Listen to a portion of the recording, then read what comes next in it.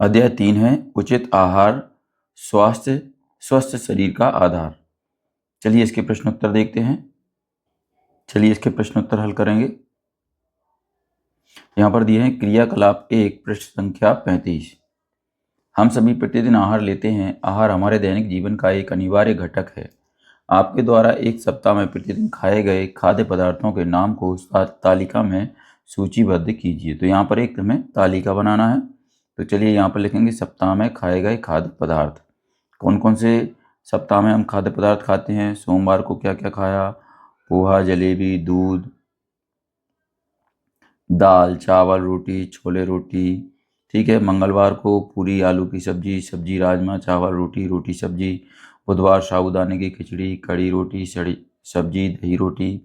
गुरुवार को ब्रेड, मक्खन। इस तरीके से ये पूरी 7 दिन की हमने यहाँ पर टेबल बना ली है। तो बच्चों यहाँ ये टेबल आप अपनी फेयर कॉपी में कंप्लीट कर लें। चलिए आगे बढ़ते हैं।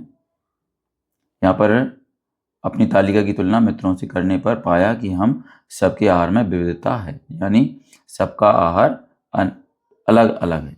चलिए आगे बढ़ते हैं। क्रियाकलाप 2 पृष्ठ संख्या 34। भारत के विभिन्न राज्यों में पारंपरिक रूप से खाए जाने वाले आहार और उगाई जाने वाली फसलों के प्रकारों का पता लगाइए। इस संबंध में जानकारी एकत्रित करने के लिए आप अपने विद्यालय के पुस्तकालय की पुस्तकें पढ़ सकते हैं, इंटरनेट पर ढूंढ सकते हैं और साथ ही अपने मित्रों, परिजनों और पड़ोसियों से बातचीत कर सकते हैं। अन्य राज्यों के बारे में जानकारी एकत्रित करें और से तालिका में भरें। तो यहाँ पर देखिए उत्तर लिखेंगे।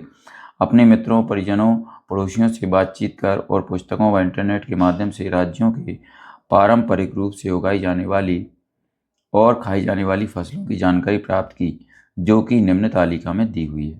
तो यहाँ पर देखिए एक तालिका यहाँ पर और बना दी है। इस तरीके से आप भी बनाएंगे। भारत के विभिन्न राज्यों के कुछ पारंपरिक खाद्य पदार्थ। इस तरफ राज्य आ जाएंगे, इस तरफ स्थानीय स्तर पर उगाई जाने वाली फसलें आ जाएंगी, खाई जाने वाली कुछ पारंपरिक खाद्य पदार्थ, और यहाँ पे आ जाएंगी, है ना। जैसे पंजाब में क्या होता है फसल में, मक्का, गेहूँ, चना, दालें। और खाए जाने वाले पारंपरिक खाद्य पदार्थ क्या है, मक्के की रोटी, सरसों का साग, छोटे छोले भटूरे, पराठा, हलवा, खीर। और पेय में क्या पिया जाता है, लस्सी, छाछ, दूध, चाय। इसी तरीके से बच्चों यहाँ हम ये नीचे पूरी एक टेबल बना लेंगे। यहाँ पर कर्नाटक, मणिपुर, मध्य प्रदेश, उत्तर प्रदेश, बिहार और हिमाचल प्रदेश, इन सारे राज्यों के हम स्थानीय तौर पर उगाई जाने वाली फसलों के और खाए जाने वाले खाद्य पदार्थ और पेय पदार्थों के नाम इस टेबल में लिखेंगे। चलिए इसके बाद अगले प्रश्न की ओर बढ़ते हैं।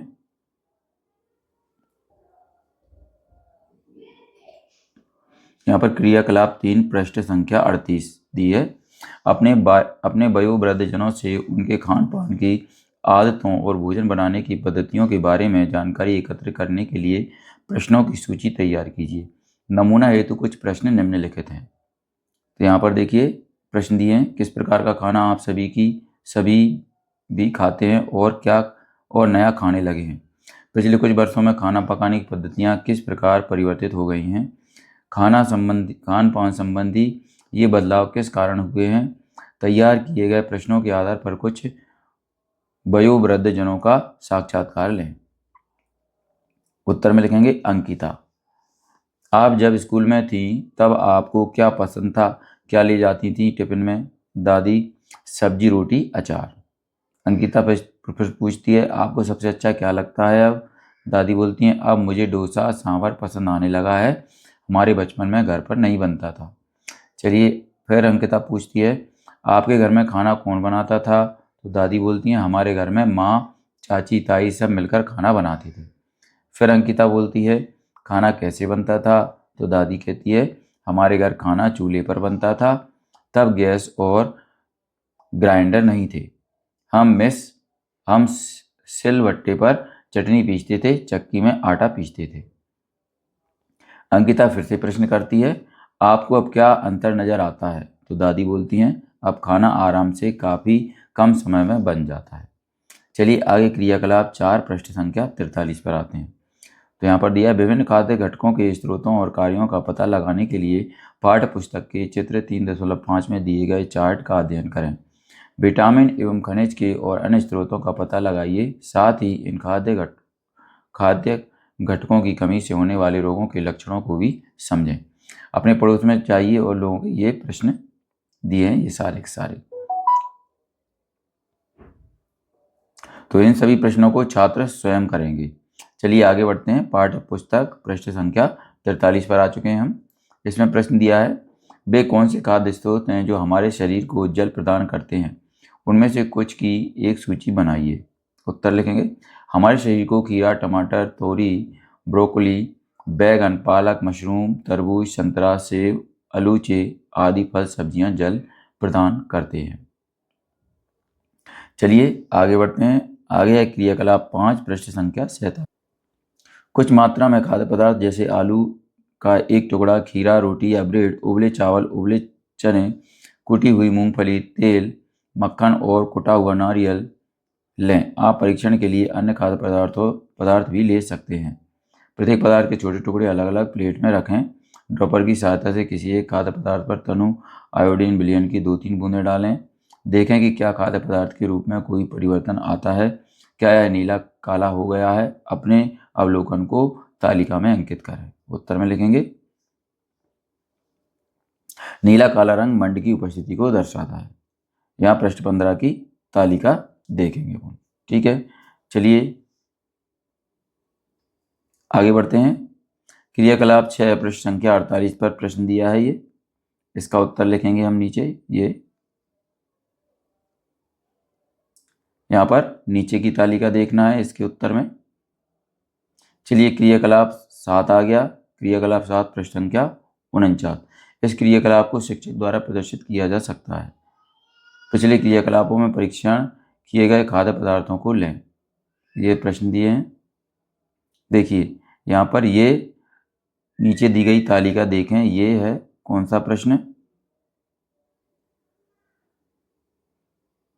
यहाँ पर ये क्रियाकलाप 6 प्रश्न संख्या 48। तो इसका उत्तर कहाँ मिलेगा हमें? ये नीचे तालिका दी हुई है, ये इसी में इसका उत्तर हमें मिलेगा। और इस प्रश्न का क्रियाकलाप 7 प्रश्न संख्या 49, इस वाले का भी उत्तर यहीं पर है। चलिए उत्तर लिखते हैं। जिन परगनलियों के पदार्थ बैंगनी रंग के हो गए हैं वे प्रोटीन की उपस्थिति को दर्शाते हैं। नीचे की तालिका देखें। ये देखिए यहाँ पर ये तालिका बनी हुई है। इस तरीके से आप भी तालिका अपनी फेयर कॉपी में बना सकते हैं। चलिए बच्चों, अगर आपको यहाँ पर दिखाई नहीं देता है तो आप इसको वीडियो पॉज करके इसको जूम कर करके आप लिख सकते हैं। चलिए आगे बढ़ते हैं अगले प्रश्न की ओर। क्रियाकलाप 8 पृष्ठ संख्या 51। तो ये प्रश्न दिया है यहाँ पर, बहुत बड़े बड़े प्रश्न हैं बच्चों। यहाँ पर अगर हम इनको पढ़कर बताएंगे तो समय बहुत ज़्यादा हो जाएगा, वीडियो बहुत बड़ा हो जाएगा। इसको भी छात्रों को स्वयं करना है। चलिए आगे क्रियाकलाप 9 पृष्ठ संख्या 51 पर आ जाते हैं। नीचे दिखाए गए आलू के चिप्स और भुने हुए चने के पैकेट पर जो पोषण संबंधी जानकारी लिखी है उसे पढ़ें। ये देखिए, ये आलू के चिप्स हैं और ये भुने हुए चने के पैकेट हैं। चलिए पोषण संबंधी जानकारी यहाँ पर आलू की है और यहाँ पर चिप्स की और यहाँ पर चने की है। तो चलिए ऊर्जा लिखी है इसमें 536 कैलोरी, है ना। और यहाँ पर ऊर्जा इसकी लिखी है चने की 355.0 किलो कैलोरी। ठीक है। बसा है इसमें 35 ग्राम और यहाँ पर 6.26 ग्राम है। कार्बोहाइड्रेट ये लिखा है, कार्बोहाइड्रेट इसमें भी है।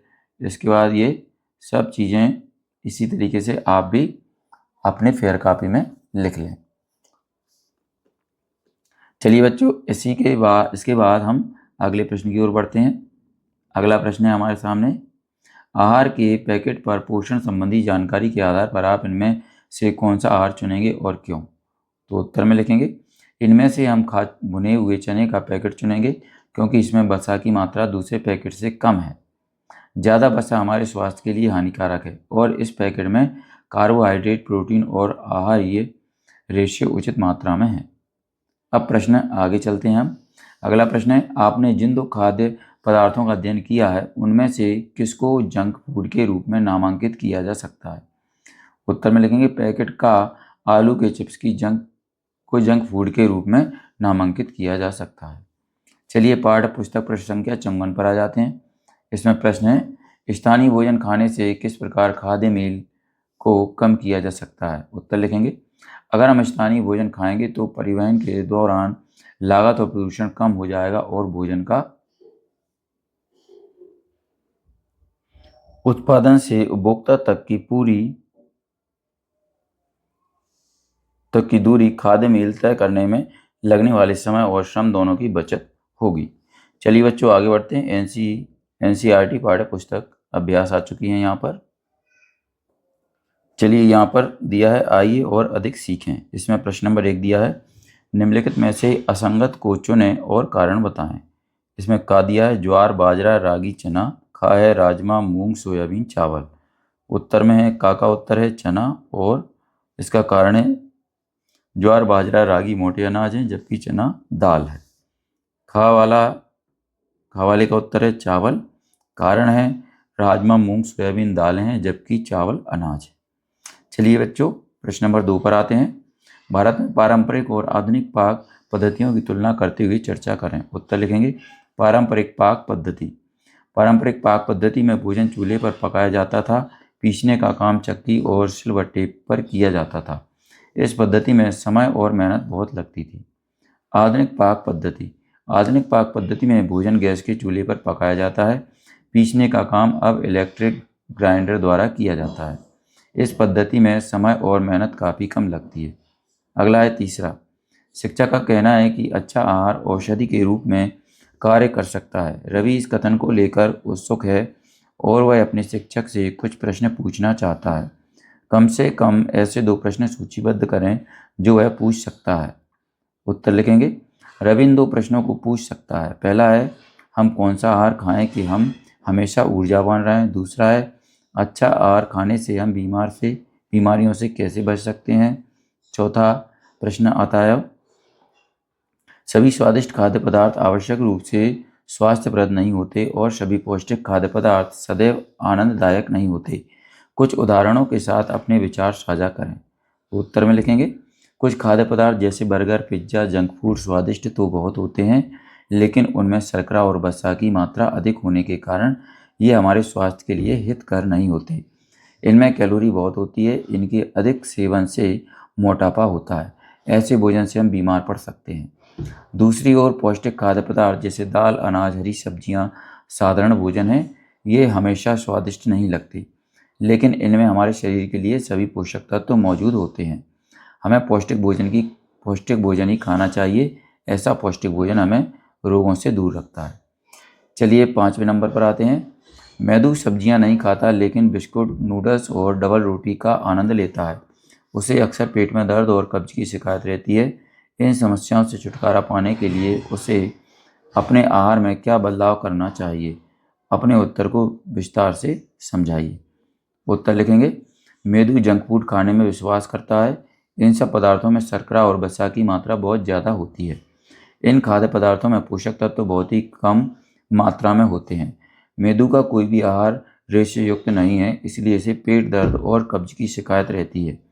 उसे अपने आहार में रेशे युक्त खाद्य पदार्थ जैसे दाल, रोटी, फल, सब्जियां शामिल करना चाहिए। पानी बहुत पीना चाहिए। ये सब खाद्य पदार्थ पाचन में मदद करते हैं और कब्ज व पेट दर्द को रोकते हैं। संतुलित आहार करने से मैदू के स्वास्थ्य में सुधार होगा। चलिए प्रश्न नंबर 6 पर आते हैं। रेशमा को कम रोशनी में देखने में कठिनाई हो रही है। चिकित्सक ने उसकी दृष्टि का परीक्षण किया और एक विशेष विटामिन पूरक लेने की सलाह दी। उन्होंने उसे अपने आहार में कुछ खाद्य पदार्थों को सम्मिलित करने की भी सलाह दी। का नंबर पर है, वह किस अभावजन्य रोग से पीड़ित है। खा है, उसके आहार में किस खाद्य घटक की कमी हो सकती है। गा है, कुछ खाद्य पदार्थों का सुझाव दें जिन्हें इस समस्या को दूर करने के लिए उसे अपने आहार में सम्मिलित करना चाहिए। उत्तर में का नंबर का प्रश्न उत्तर लिखेंगे, रेशमा रतौंधी से पीड़ित है। खा वाला उत्तर है, उसके आहार में संभवतः विटामिन ए की कमी हो सकती है। उत्तर का है, उसे अपने आहार में विटामिन ए युक्त पदार्थों जैसे पालक, गाजर, दूध व पपीता को सम्मिलित करना चाहिए। अगला है प्रश्न नंबर 7। आपको निम्नलिखित पदार्थ उपलब्ध कराए जाते हैं। यहाँ पर डिब्बाबंद फलों का रस, ताजे फलों का रस, ताजे फल। पोषण की दृष्टि से आप किसे लेना पसंद करेंगे और क्यों? उत्तर में लिखेंगे पोषण की दृष्टि से हम ताजे फल लेना पसंद करेंगे, क्योंकि ताजे फल पोषक तत्वों का फाइबर से भरपूर होते हैं। डिब्बाबंद फलों के रस में चीनी और संरक्षक अधिक मात्रा में मिलाए जाते हैं, जिससे वे जल्दी खराब ना हो, और फलों के रस में फाइबर नहीं होते। चलिए आगे बढ़ते हैं, प्रश्न नंबर 8 पर आते हैं। गौरव के पैर की हड्डी टूट गई। उसके चिकित्सक ने हड्डियों को सीधा किया और प्लास्टर लगा दिया। चिकित्सक ने उसे कैल्शियम की गोली भी दी। जब वह दूसरी बार दिखाने गया तब चिकित्सक ने उसे कैल्शियम की गोली के साथ विटामिन डी युक्त सिरप भी पीने के लिए दिया। पाठ्य पुस्तक के चित्र 3.5 का संदर्भ लें और निम्नलिखित प्रश्नों के उत्तर दें। यहाँ पर ये प्रश्न दिए हैं। चलिए क नंबर का प्रश्न उत्तर है इसका। चिकित्सक ने गौरव को कैल्शियम की गोली दी क्योंकि कैल्शियम हड्डियों को स्वस्थ रखने के लिए महत्वपूर्ण खनिज है। खवाले का उत्तर लिखेंगे। दूसरी बार कैल्शियम के साथ विटामिन डी सिरप इसलिए दिया क्योंकि विटामिन डी सिरप में कैल्शियम के अवशोषण में सहायक होता है, जो हड्डियों को मजबूती के लिए आवश्यक है। यहाँ पर आते हैं। हमारे मन में यह सवाल उठा कि अगर विटामिन डी हमारी हड्डियों के लिए ज़रूरी है तो चिकित्सक ने पहले ही कैल्शियम की गोली के साथ विटामिन डी सिरप क्यों नहीं दिया? चलिए बच्चों, प्रश्न नंबर 9 पर आते हैं। चीनी कार्बोहाइड्रेट का एक उदाहरण है। चीनी का परीक्षण जब आयोडीन विलयन से किया जाता है, लेकिन इसका रंग नीला काला नहीं होता। इसका स्वाभाविक कारण क्या हो सकता है? उत्तर लिखेंगे। आयोडीन परीक्षण का उपयोग स्टार्च का पता लगाने के लिए किया जाता है, जिससे वह नीला काला हो जाता है। चीनी में स्टार्च नहीं होता, यही कारण है कि चीनी का परीक्षण आयोडीन विलयन से करने पर वह नीला काला नहीं होता है। चलिए प्रश्न नंबर 10 पर आते हैं। आप रमन के इस कथन के बारे में क्या सोचते हैं? गंभीर मंड कार्बोहाइड्रेट है। सोचते हैं सभी मंड कार्बोहाइड्रेट हैं, लेकिन सभी कार्बोहाइड्रेट मंड नहीं हैं। अपने उत्तर की जांच करने के लिए किसी क्रियाकलाप की योजना का वर्णन करें। उत्तर लिखेंगे। रमन का यह कथन सभी स्टार्च कार्बोहाइड्रेट हैं, लेकिन सभी कार्बोहाइड्रेट स्टार्च नहीं है सत्य है। इस उत्तर की जांच के लिए हम चीनी और आलू पर आयोडीन परीक्षण करेंगे, जो कि कार्बोहाइड्रेट के स्रोत हैं। आलू पर आयोडीन विलयन की बूंदें डालने पर वह नीला काला हो जाएगा क्योंकि उसमें स्टार्च है, जबकि चीनी पर यही विलयन डालने पर उसके रंग में कोई परिवर्तन नहीं आएगा क्योंकि उसमें स्टार्च नहीं है। चलिए प्रश्न नंबर 11 पर आते हैं। प्रयोगशाला में आयोडीन का उपयोग करते समय आयोडीन की कुछ बूंदें मिट्टी के मोजे पर तथा उसकी शिक्षिका की साड़ी पर गिरी। साड़ी पर आयोडीन की बूंदें नीली काली हो गईं, जबकि मोजे पर आयोडीन का रंग नहीं बदला। इसका संभावित कारण क्या हो सकता है? उत्तर लिखेंगे। साड़ी पर आयोडीन की बूंदें नीली काली हो गई हो सकता है साड़ी सूती या रेशमी कपड़े की हो और शिक्षिका ने उस पर स्टार्च लगाया हो। बिस्टी के मोजे पर आयोडीन का रंग नहीं बदला। इसका संभावित कारण यह हो सकता है कि उसके मोजे सिंथेटिक फाइबर के बने हों। चलिए प्रश्न नंबर 12 पर आ जाते हैं। कदन्न को एक स्वास्थ्यप्रद आहार क्यों माना जाता है? क्या केवल कदन्न खाने से शरीर की पोषण संबंधी सभी आवश्यकताएं पूरी हो सकती हैं? चर्चा करें। उत्तर लिखेंगे। कदन्न विटामिन, आयरन और कैल्शियम जैसे खनिजों और आहार्य रेशों के अच्छे स्रोत हैं, इसीलिए इसे स्वास्थ्यप्रद आहार माना जाता है। यह हमारे संतुलित आहार में योगदान देता है। केवल कदन्न खाने से शरीर के पोषक संबंधी सभी आवश्यकताएं पूरी नहीं हो सकती।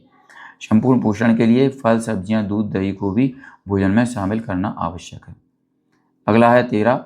आपको विलयन का एक नमूना दिया गया है। आप इसके आयोडीन विलयन होने की संभावना की जांच किस प्रकार करेंगे? उत्तर लिखेंगे। आयोडीन विलयन की संभावना की जांच के लिए इस विलयन की 2-3 बूंदें आलू ब्रेड जैसे स्टार्च युक्त भोजन पर डाल सकते हैं। अगर यह विलयन आयोडीन युक्त है तो आलू ब्रेड नीला काला हो जाएगा। और भी सीखें। यहाँ पर प्रश्न 1 दिया है। मशरूम के बारे में आप क्या जानते हैं? उत्तर लिखेंगे। मशरूम ठंडे नमी वाले स्थानों पर उगते हैं। यह प्रोटीन का अच्छा स्रोत है। इसमें फाइबर, विटामिन और खनिज प्रचुर मात्रा में होते हैं। फिर प्रश्न 2 पर आ जाते हैं। खाद्य पदार्थों को खरीदने से पहले हमें उसके पैकेट पर लिखी किन बातों को पढ़ना चाहिए? उत्तर में लिखेंगे। नंबर 1, उस पर लिखी पोषक संबंधी जानकारी। नंबर 2, उस पर लिखी उपयोग तिथि। नंबर 3, पैकेट पर FSSAI का चिन्ह और उसका लाइसेंस नंबर। चलिए अन्य परीक्षोपयोगी प्रश्न आ चुके हैं, इनको हल करते हैं। यहाँ पर देखिए कुछ बहुविकल्पीय प्रश्न दिए हुए हैं। इसमें चलिए पहला है, मिलेट को पोषक अनाज कहा जाता है क्योंकि यह खालिस्तान से भरपूर है। सही ऑप्शन है ए, विटामिन, खनिज, वृक्षांश। दूसरा है, हमारे आहार में ऊर्जा का स्रोत क्या है? सही ऑप्शन है कार्बोहाइड्रेट। तीसरा है, विटामिन सी की कमी से कौन सा रोग होता है? सही ऑप्शन है बेरी। सॉरी, बेरी नहीं, यहाँ पर ये स्कर्वी होता है, स्कर्वी। ये तीसरा वाला उत्तर सही है। चौथा है, वृक्षांश को और किस नाम से जाना जाता है? सही ऑप्शन है 4 आहारीय रेशे। इसके बाद पांचवा है, कौन सा पोषक तत्व हड्डियों और दांतों को स्वस्थ रखने में मदद करता है?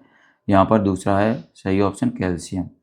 चलिए यहाँ पर खालिस्तान आ चुके हैं, तो यहाँ पर खालिस्तान भरेंगे। पहले खालिस्तान भरेंगे प्रोटीन, दूसरे में भरेंगे नींबू आंवला, तीसरे में भरेंगे विटामिन, और यहाँ पर चौथे में भरेंगे ए वाला विटामिन। चौथे में पहला वाला है विटामिन और दूसरा है खनिजों। इसके बाद पाँचवें में भरेंगे एनीमिया। चलिए बच्चों, इस तरीके से हमारा उत्तर कंप्लीट हो चुका है। चलिए आगे बढ़ते हैं। आगे हैं अन्य प्रश्न। इसके अंतर्गत प्रश्न एक आता है, पोषक तत्व क्या होते हैं? हमारे आहार के पोषक तत्वों के नाम लिखिए। उत्तर लिखेंगे, जो खाद्य घटक ऊर्जा प्रदान करते हैं, शारीरिक वृद्धि में सहायता तथा रोगों से सुरक्षा करते हैं और शारीरिक क्रियाओं को सुचारू बनाते हैं, उन्हें पोषक तत्व कहते हैं। हमारे आहार के प्रमुख पोषक तत्व हैं कार्बोहाइड्रेट्स, प्रोटीन, वसा, विटामिन और खनिज लवण। चलिए इसके बाद दूसरे नंबर पर आते हैं, ऊर्जा प्रदायी भोजन से क्या तात्पर्य है? 2 उदाहरण दीजिए। उत्तर लिखेंगे, कार्बोहाइड्रेट और वसा हमें विभिन्न गतिविधियां करने के लिए ऊर्जा प्रदान करते हैं, इन्हें ऊर्जा प्रदायी भोजन कहते हैं, जैसे गेहूँ, चावल। अगला है तीसरा, प्रोटीन का क्या कार्य है? उत्तर में लिखेंगे, प्रोटीन हमारे आहार का एक महत्वपूर्ण भाग है। यह हमारे शरीर की वृद्धि और मरम्मत में सहायता करते हैं। इन्हें शरीरवर्धक भोजन कहा जाता है। प्रोटीन के स्रोत दाल, दूध, पनीर, अंडा, मेवे आदि हैं। अगला प्रश्न है 4, वसा क्या है? वसा के स्रोत लिखिए। उत्तर में लिखेंगे, वसा शरीर को ऊर्जा देने का काम करती है। वसा के मुख्य स्रोत हैं मक्खन, घी, मूंगफली, दही, अखरोट और बादाम। अगला है 5वें नंबर का प्रश्न है, विटामिन क्या होते हैं? विटामिन के विभिन्न प्रकारों के बारे में बताइए। उत्तर में लिखेंगे, विटामिन सुरक्षात्मक पोषक तत्व होते हैं। ये हमारे शरीर को रोगों से बचाते हैं और हमें स्वस्थ रखते हैं। विटामिन 4 प्रकार के होते हैं, vitamin A, vitamin B, vitamin C और विटामिन डी। अगला है 6वां, अभावजन्य रोग क्या होते हैं? उत्तर लिखेंगे, आहार में विटामिन का खनिज की कमी से होने वाले रोगों को अभावजन्य रोग कहा जाता है, जैसे विटामिन ए की कमी से रतौंधी, आयरन की कमी से एनीमिया। अगला है 7वां, प्रत्येक के 2 उदाहरण दीजिए। तो यहाँ पर देखिए, ये 6 यहाँ पर प्रकार के उदाहरण देना है। तो उत्तर पहले का उदाहरण देंगे पालक गाजर, दूसरा है दूध मेवे, तीसरा है आंवला संतरा, चौथा है अंडा सूर्य का प्रकाश, 5वां है पनीर दूध और 6ठा है अनार चुकंदर। चलिए प्रश्न नंबर 8 पर आते हैं, जल हमारे भोजन का अनिवार्य अंश है, क्यों?